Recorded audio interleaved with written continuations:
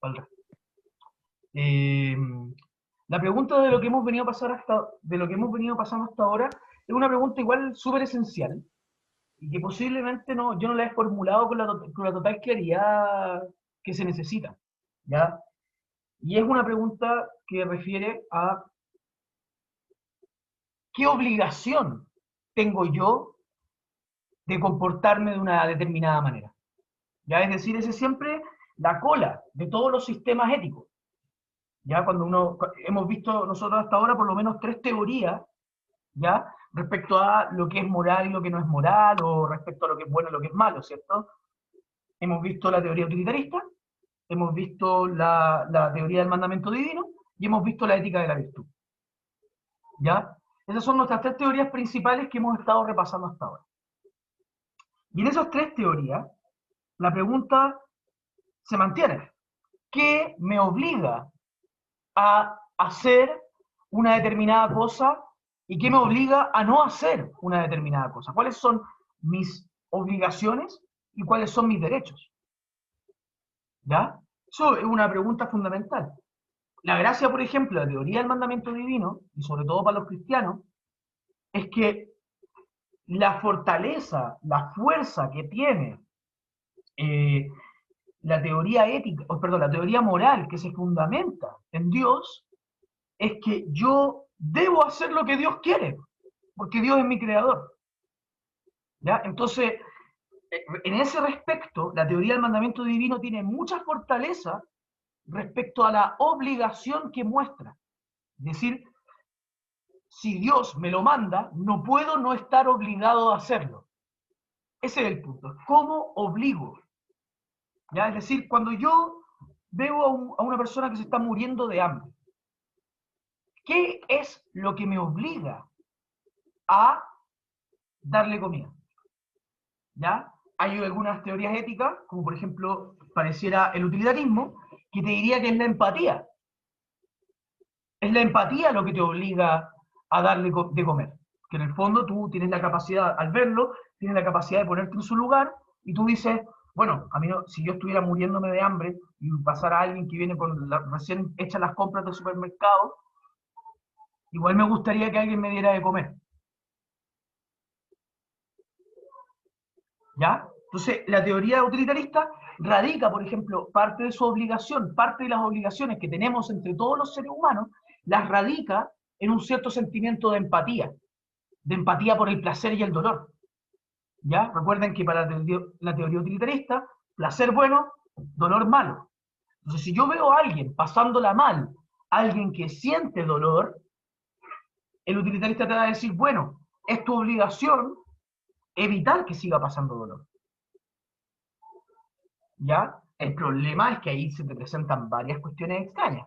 Por ejemplo, si yo tuviera una persona que está sufriendo irremediablemente, es decir, una persona que no puede dejar de sufrir, aunque haga todo lo que yo pueda hacer, ¿el utilitarista estaría de acuerdo entonces con que hay que matar a esa persona? Porque en el fondo esa persona no puede solucionar su tema del dolor. Esa persona nunca va a dejar de sufrir. Por lo tanto, ¿es hacerle un bien eliminarla? ¿Ya? Esos son problemas de la teoría utilitarista. ¿Alguien se recuerda los problemas que tenía una teoría del mandamiento divino?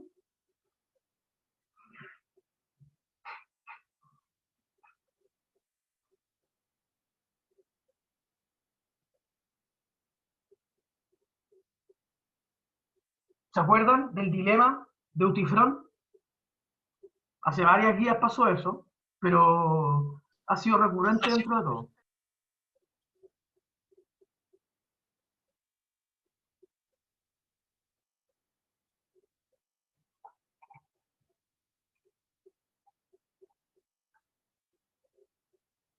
Parafraseando el dilema de Utifrón.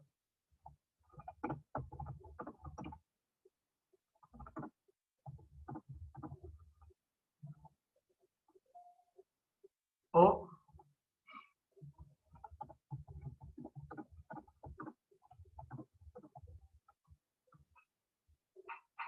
¿ya? La teoría del mandamiento divino choca de cabeza con este dilema que uno podría decir lógico.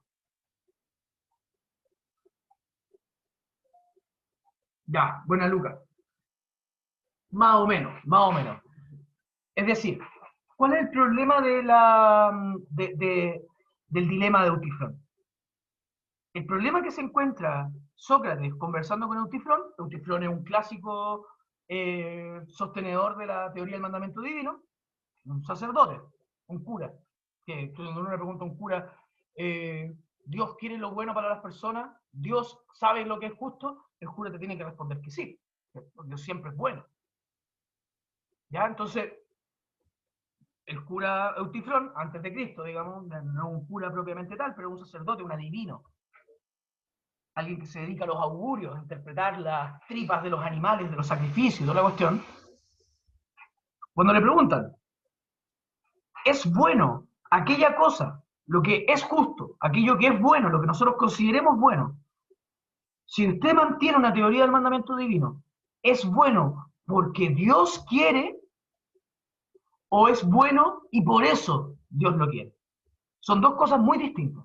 Porque una pone el fundamento en Dios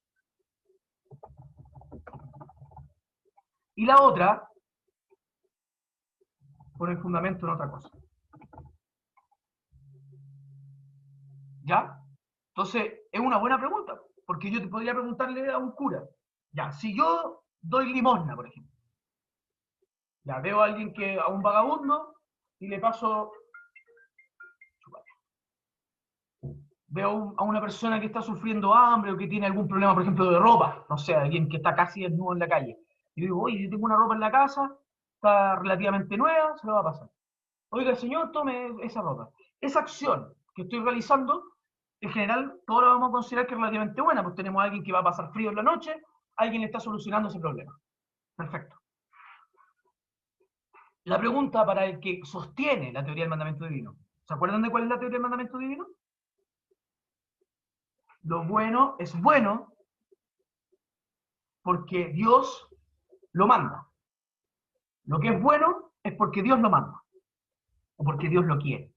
Entonces, uno pregunta, ¿cuál es la forma de querer de Dios respecto a la acción? Entonces, la fundamentación entonces es que Dios quiere que, quiere que esa acción sea buena y por lo tanto es buena, o esa acción es buena y por eso Dios la aprecia. Ambas, cualquier respuesta a este problema va a llevarnos a una contradicción con la concepción que tenemos de Dios. Si es bueno porque Dios lo quiere y por lo tanto el fundamento está en Dios, Dios quiere esa acción, por lo tanto esa acción es buena, ese sería el argumento. Si fundamentamos así, Dios podría cambiar las leyes morales en cualquier momento y serían buenas. Entonces, pensemos esto. Llega Dios, se me aparece a mí, estoy saliendo de la ducha, aparece Dios, me dice, compadre, tranquilo, yo soy Dios acá, no se preocupe, usted va a ser mi nuevo Moisés. Y yo, sí, en serio, no sé cuánto. Sí, y ahora va a tener que promulgar mis nuevas tablas de la ley. ¿Sabes lo que son las tablas de la ley, cierto? ¿Cómo están sus cursos, sus estudios bíblicos?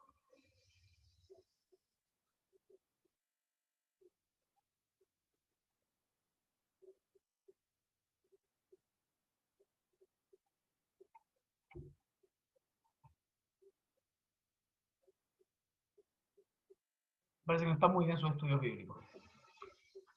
Entonces, las tablas de la ley son las tablas que Dios le entrega a Moisés para que promulgue lo que nosotros conocemos como los 10 mandamientos o el decálogo. ¿Ya?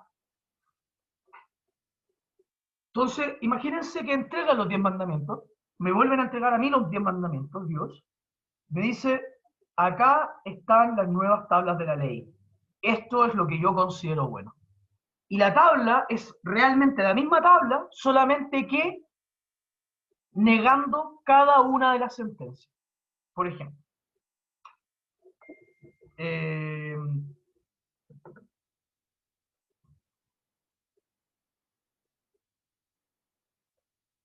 no matarás, en vez de decir no matarás en la tabla de la ley, va a decir matarás. como Dios es el que me está diciendo que esa es la nueva tabla de la ley, ¿tengo que decir que entonces matar desde ahora es bueno? Al parecer sí. El problema es que si se invierte toda la tabla, todo el decálogo, es bueno robar, es bueno matar, es bueno cometer adulterio, es bueno faltarle respeto a los padres, es bueno adorar figuras y la cuestión que sea como dioses, etc.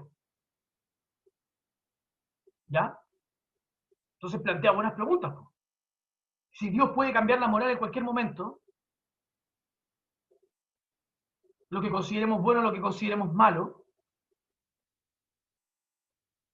pareciera que si solamente depende de la voluntad, lo que es bueno en realidad no tiene valor, porque solamente depende de la voluntad de Dios. Entonces yo tengo que seguir la voluntad de Dios ciegamente y eso es la única cosa que puede ser buena. ¿Ya? Entonces, cuando alguien, por ejemplo, un maometano, por ejemplo, perdón, un musulmán radicalizado, pesca una bomba y sigue la voluntad de Dios intentando destruir Occidente, está haciendo el bien, porque está siguiendo la voluntad de Dios. ¿Ya? Ese es un problema, cuando uno toma una avenida para responder el problema del dilema autifrón. Luego, cuando uno dice, es bueno y por eso Dios lo quiere, uno está planteando que el fundamento está en otra cosa, no está en Dios. Y por lo tanto, Dios no es el origen del bien y del mal. Y si Dios no es el origen del bien y del mal,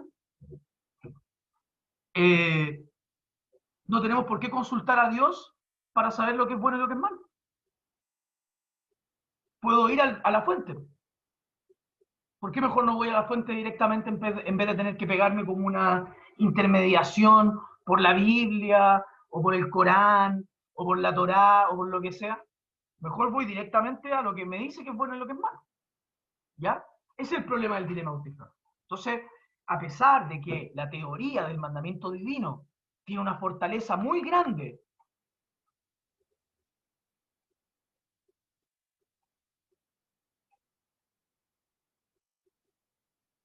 tiene una fortaleza muy grande,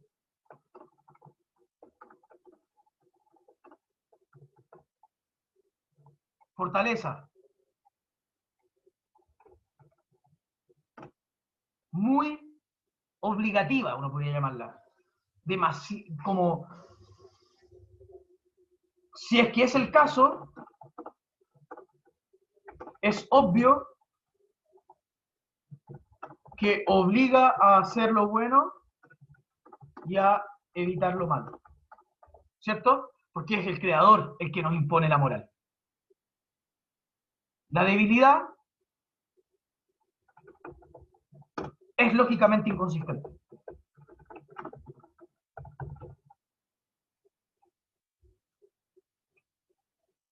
Reviso el tiro del chat. Ah, hola Bastián. ¿Ya? Entonces, la teoría del mandamiento divino tiene fortalezas y debilidades. Y así también ocurre con la teoría utilitarista y así también ocurre con la teoría de la ética de la virtud. ¿Ya? Es decir, el problema más fuerte de la filosofía moral, de la ética, radica siempre en cómo hago que mi teoría sea obligativa, tenga poder de obligación. ¿Ya? Y ese es el problema que plantea, se me olvidó el nombre del autor. Bueno, el texto que les mandé hace como 2 días, algo así, que se pregunta qué es lo bueno y qué es lo malo. Entonces él pone el ejemplo del paraguas y dice, bueno, ¿qué pasaría si te lo hicieran a ti? Y él dice, bueno, pero es que ese es un problema porque yo también podría decir, bueno, pero no me lo están haciendo a mí en este momento, yo se lo estoy haciendo a otra persona, no me importa. ¿Se entiende? ¿Por qué estoy obligado a comportarme de una determinada manera? Ese es un grave problema.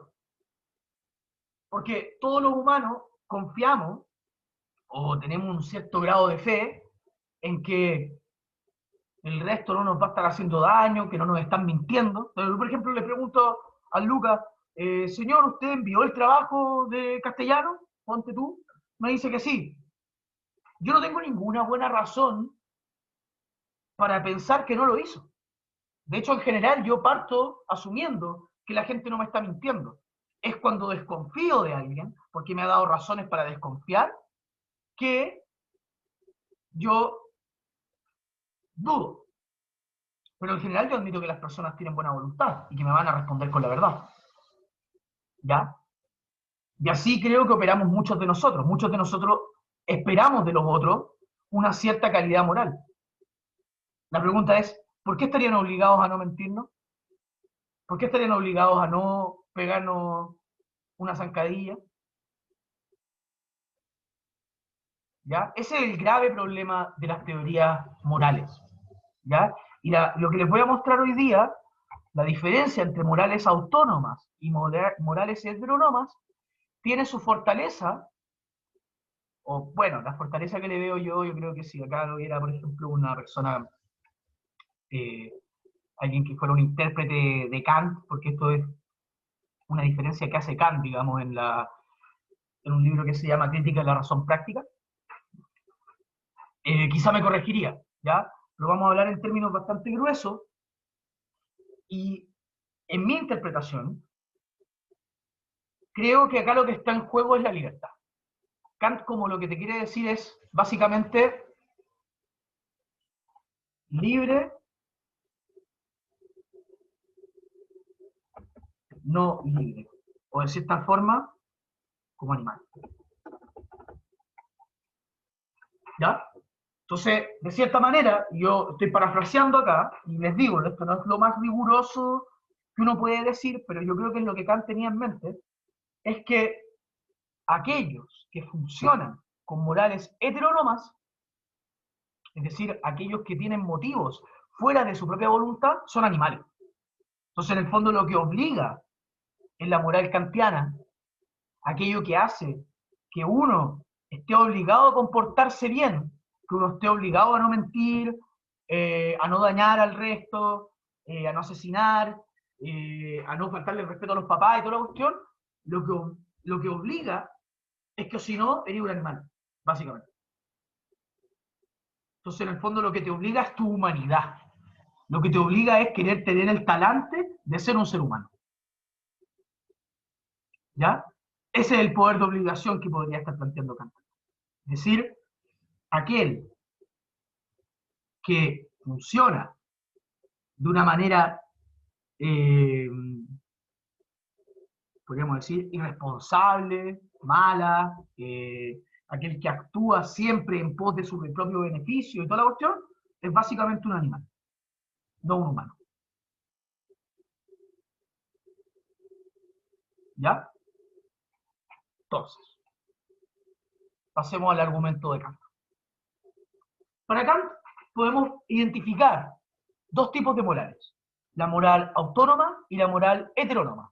¿Ya? Como estos términos los está inventando Kant, y estos términos están inventados a la base de una etimología, podemos revisar fácilmente lo que significa esto y lo que significa esto. En griego, nomos significa ley. Hetero significa otro. Autos en griego significa sí mismo, uno mismo.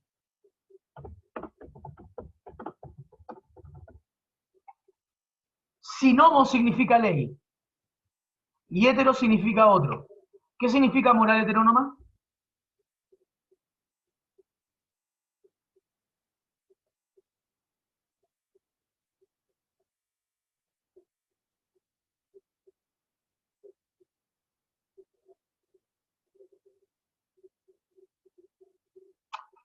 Gracias, Bastián. Exactamente. La ley del otro. Es decir, la ley que otro me da. La ley que no es autodeterminada. Autónomo significa lo contrario. Entonces, una moral autodeterminada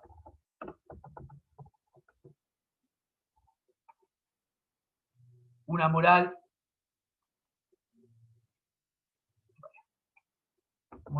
determinada por otro. ¿Ya? Esa es la diferencia. Les planteo entonces, ¿en qué sentido está pensando que la moral es heterónoma? ¿Y en qué sentido está pensando que es autónoma? Vamos a partir por la heterónoma porque es la más común, ¿ya? Y es como funcionamos en general nosotros. Vamos a hacer una división acá.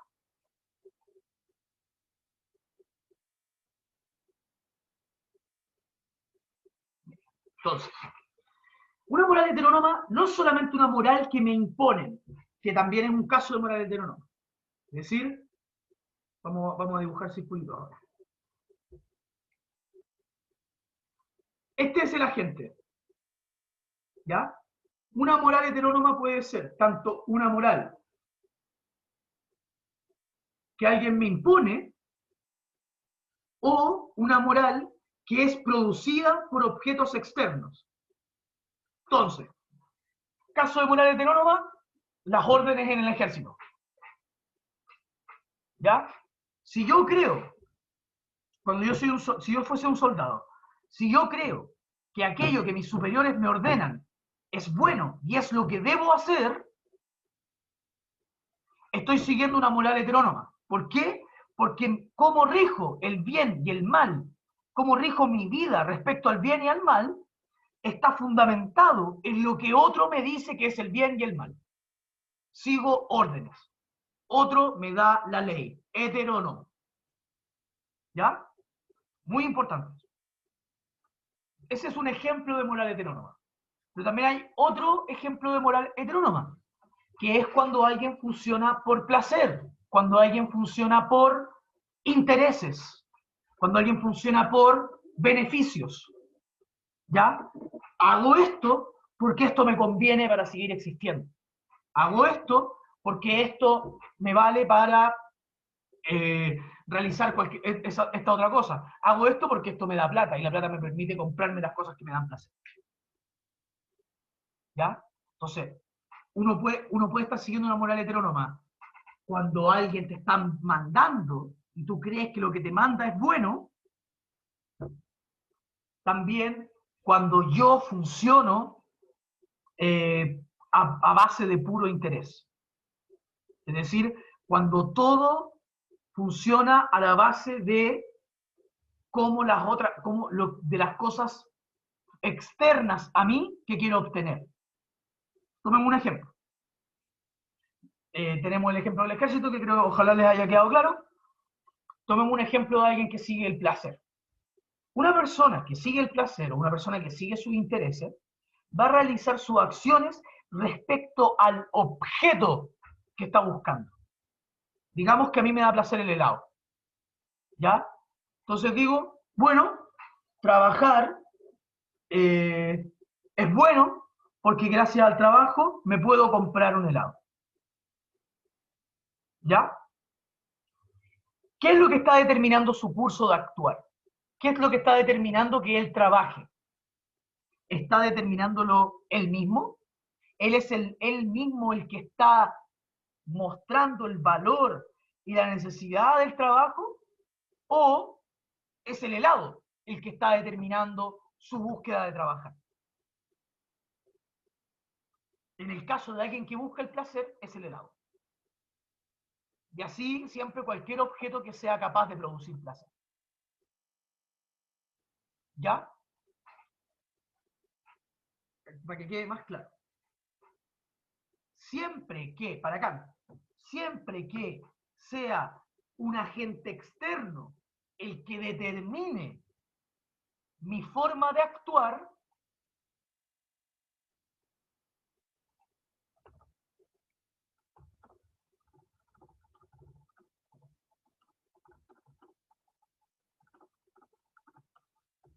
siempre que sea un agente externo el que determine mi forma de actuar,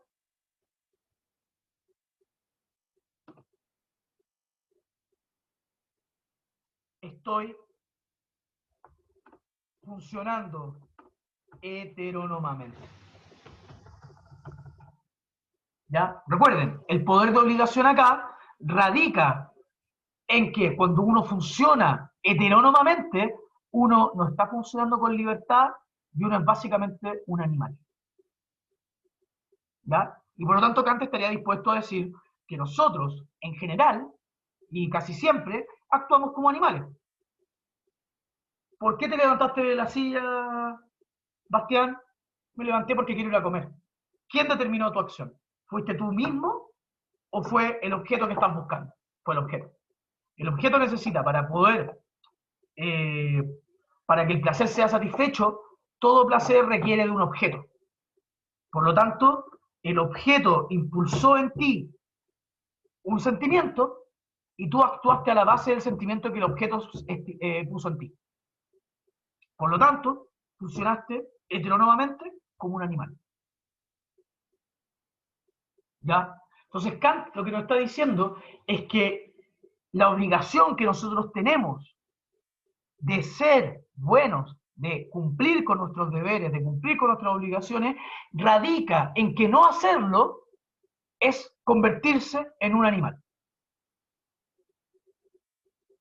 ¿Ya? Entonces él no dice que sea malo convertirse en animal, o que sea malo ser un animal. Eso está fuera de la discusión. No importa eso. Lo que está diciendo es que si tú quieres ser un ser libre, si tú quieres tener la posibilidad que los humanos tenemos de generar libertad, de generar historia, de generar cultura, de generar valores morales, cosa que los animales no tienen, tienes que ser capaz de darte a ti mismo la regla, es decir, de ser autónomo.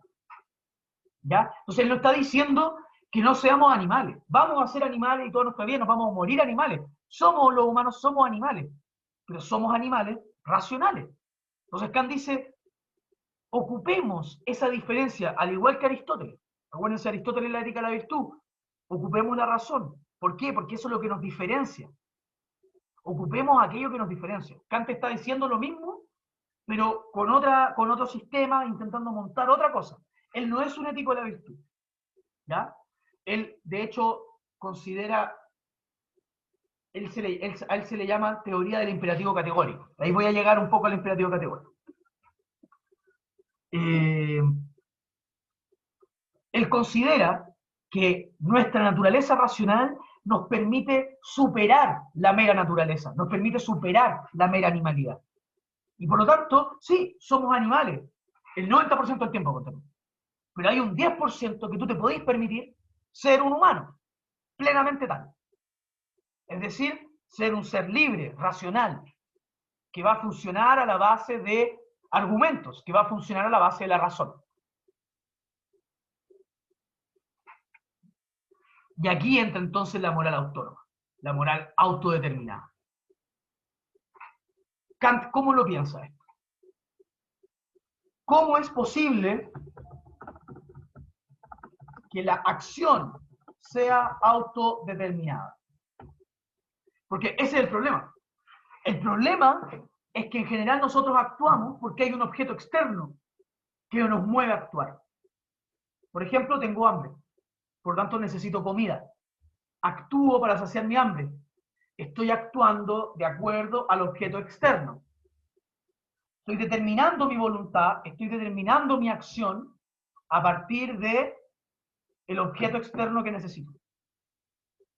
Entonces Kant se pregunta, ¿cómo es posible una acción libre? ¿Cómo es posible una acción donde la voluntad se autodetermine, donde la acción nazca de la razón, donde no nazca del objeto externo?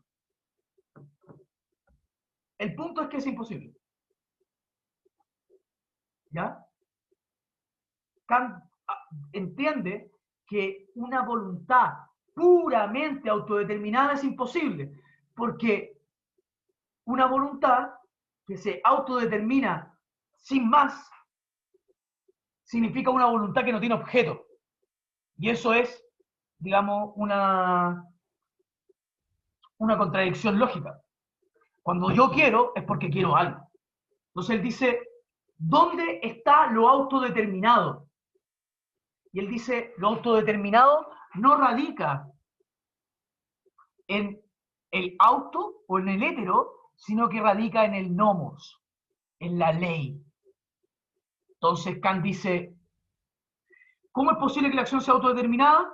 Es relativamente imposible. Nadie va a hacer algo a partir solamente de sí mismo. Todos vamos a hacer algo respecto a algún objeto que queramos alcanzar. Entonces lo que él dice es, perfecto, entonces que el objeto no sea el que pone la regla, sino que la pongo yo. Entonces, la respuesta a la posibilidad de la acción autodeterminada es, la acción será considerada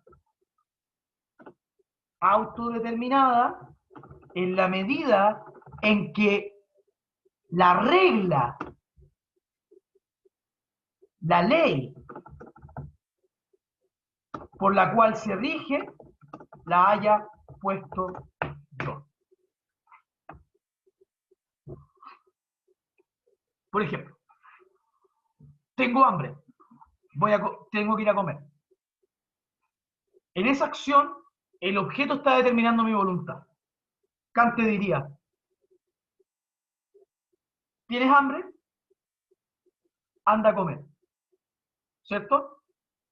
Entonces, ¿qué ley puedes poner tú para que esa acción sea autodeterminada?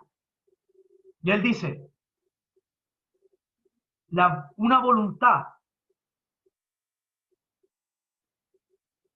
que desea su propia autodestrucción es una voluntad que, que está en contradicción consigo misma. Por eso Kant, por ejemplo, se opone al suicidio. Una voluntad no puede querer su autodestrucción porque en el fondo cuando quiere su autodestrucción va a dejar de querer. Entonces, cuando una voluntad quiere su autodestrucción, cae en una contradicción porque no puedes querer el no querer. ¿Se entiende? Es decir, yo quiero dejar de querer. Es imposible. Mientras yo quiera, no puedo dejar de querer. Ya. A ver si lo puedo hacer más transparente. Yo quiero dejar de querer. Eso es lo que significa un acto de un suicida o un acto de alguien que se está matando de hambre, porque va a terminar muriendo, ¿cierto? La muerte significa alguien que deja de querer.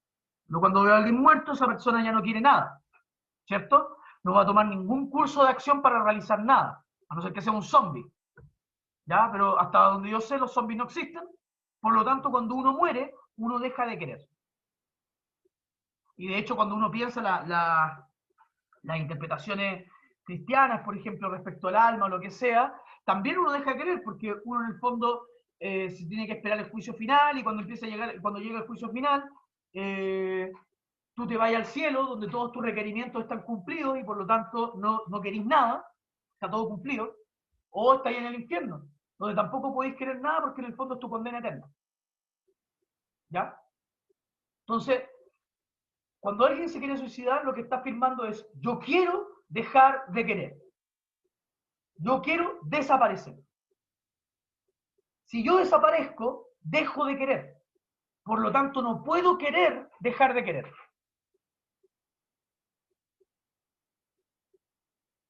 Si yo quiero dejar de querer, quiero, por lo tanto, dejar de querer. Entonces, si yo quiero dejar de querer, quiero algo que es imposible querer. No puedo querer no querer. Porque en el momento que dejo de querer, ya no quiero. Y por lo tanto, ya no quiero dejar de querer.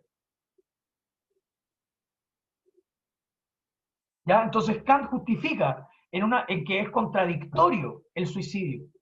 Es contradictorio matarse de hambre. Entonces él dice, uno puede formular una ley universal, autónoma, es decir, algo que crea el propio individuo para sí mismo y para el resto, dice algo así como, voy a comer porque si todos dejáramos de comer, nos morimos.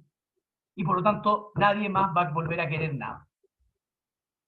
Entonces sería una voluntad autodestructiva. ¿Ya? Entonces ahí la regla ya no nace del objeto. No estoy caminando hacia el objeto porque tengo hambre, sino que me dirijo hacia el objeto porque tengo un principio universal obtenido por mí mismo, por el cual todos los seres humanos deben querer comer cuando sea necesario.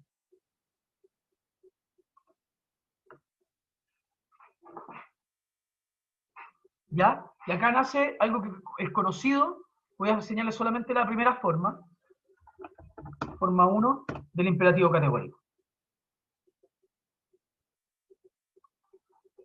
Actúa de manera que tu máxima pueda ser universal para todos los seres racionales. ¿Ya? Esa es una forma de autonomía. ¿Por qué? Porque no actúo determinado por el objeto, sino que actúo de una manera universal. Actúo de una manera que todo ser racional se vería en la misma obligación que yo de realizar. Esta se le llama una teoría de imperativo categórico. Para finalizar un poco esto, es el tema de la felicidad. ¿Recuerden? Siempre cuando vemos una teoría ética tenemos que ver los 3 tópicos. El bien, la virtud, la felicidad. Para Kant, esta forma de actuar, como siempre está pensando en el deber primero, y el deber es una condición de ser humano, la felicidad queda en segundo término. La felicidad no importa. Tú te tienes que portar bien, seas feliz o no seas feliz. ¿Por qué? Porque si yo actúo de acuerdo a la búsqueda de la felicidad, soy un animal. Estoy todavía funcionando una moral heterónoma. Si yo opero de una forma autodeterminada, la felicidad queda en segundo término. Si soy feliz cumpliendo el deber, seré feliz. Si no soy feliz cumpliendo el deber, tengo que cumplirlo igual. Porque tengo que cumplir las reglas que me doy a mí mismo. En la medida en que quiero ser un ser humano, digamos, en que quiero ser un miembro de nuestra especie. ¿Ya? Y eso lleva a muchas cosas, digamos, terribles. Por ejemplo, siempre se intenta darle una vuelta al pensamiento de Kant a partir de esta reflexión. Si yo fuese un kantiano, ¿ya? Y estamos en la Alemania nazi, pongan, o en la dictadura de Pinochet, y yo tuviera una persona que es miembro del Partido Socialista o del Partido Comunista en mi sótano o escondido en mi baño, ponte tú, y llega la CNI o la DINA, me toca la puerta, caballero, tenemos información de que acá se encuentra un miembro del Partido Comunista, nosotros necesitamos detener.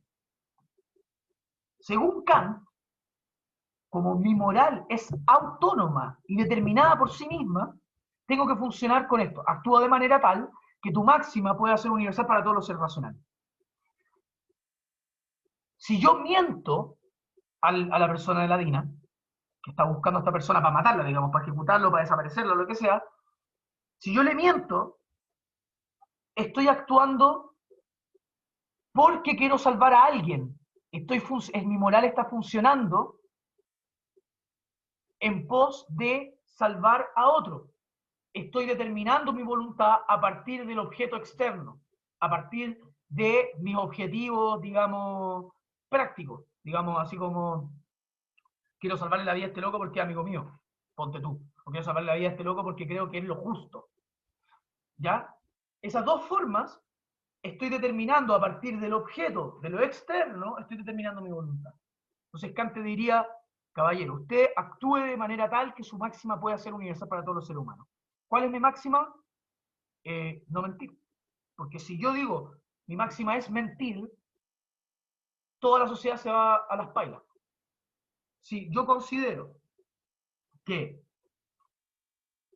yo considero que voy a mentir, lo que digo es que todos los seres humanos haciendo una moral autónoma, descubriendo por sí mismos el principio, deberían mentir también. Si todos mentimos, no hay posibilidad de nada en la sociedad.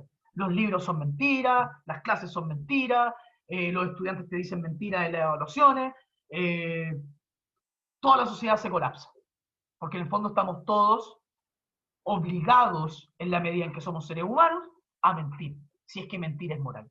Entonces, según Kant, lo que yo tengo que decir es al señor de la DINA, sí, está en mi baño, a pesar de que eso me genere un sufrimiento tremendo porque van a desaparecer a mi amigo. ¿Ya? Como les dije, esta no es una interpretación exhaustiva, argumentativa total de la postura de Kant. Estos son parámetros generales.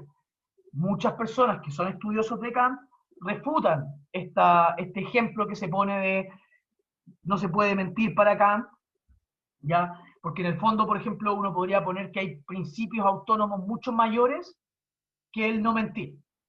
Entonces, por ejemplo, uno podría poner la máxima de decir, aquel que no miente para salvar la vida de su amigo de parte de la represión estatal, en el fondo está actuando de manera tal que los totalitarismos son posibles. Porque en el fondo, en la medida en que permito que esos seres humanos puedan perseguir a los demás y matarlos y masacrarlos y desaparecerlos, estoy permitiendo que ese funcionamiento político ocurra. Y por tanto es lo que deseo para la humanidad como deber cumplir con que el Estado sea capaz de dirigir violencia sistemática contra individuos por su condición sexual, condición racial y o condición política. ¿Ya? Chiquillos, nos quedan 10 minutos. ¿Preguntas? Recuerden, al final de la clase, de las 30 a las 35:40, voy a responder preguntas respecto a la evaluación, sea de filosofía, sea la de argumentación. Díganme, ¿alguna duda respecto a esto? Yo sé que puede haber estado complicado.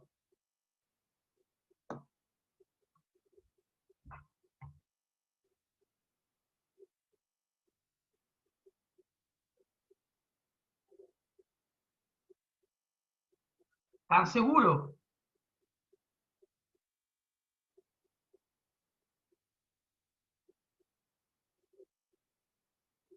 ¿Totalmente seguros?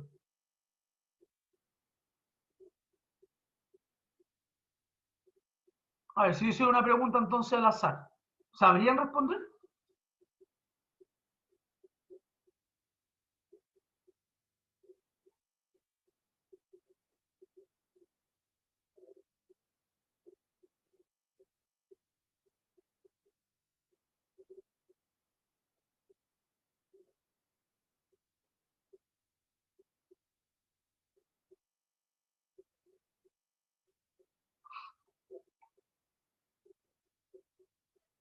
¿Podrían o no?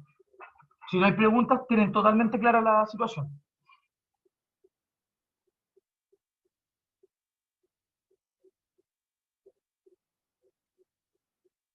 Esto va a ser una buena forma de ver si alguien está conectado. A ver. eh, a ver. Nicolás Rojas está. Micrófono chat.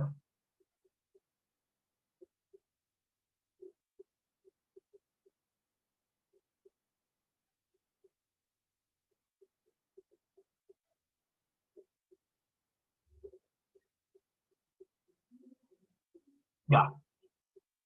Nico,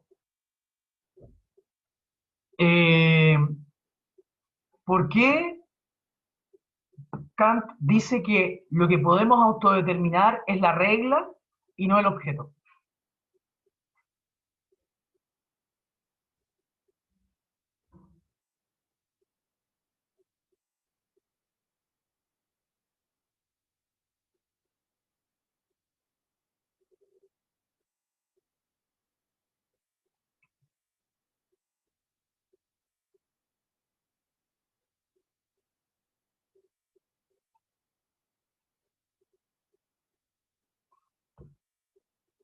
Entonces, ¿cómo no hay preguntas?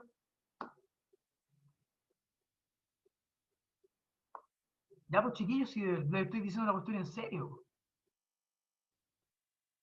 De verdad, esto es como, esto es, para los que quieran ir a la universidad o lo que quieran hacer, es súper importante esta cuestión, o por lo menos de cultura general. Saber cuál es, digamos, eh, el rol de Kant en esta cuestión. O sea, piensen que esto se ocupa para la Constitución, ¿ya? Cuando uno ve la Constitución habla de autonomía. Es importante la autonomía como categoría política y categoría ética. Uno tiene que saber lo que significa autonomía. Muchos de ustedes van a poder votar en marzo para la elección de diputados constituyentes.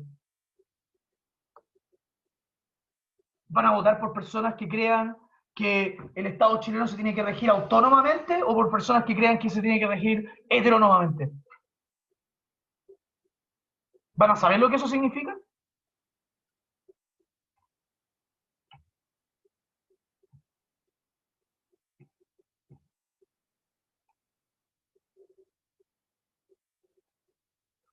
Por eso tienen que preguntar, para saber. ¿Ya? Bueno.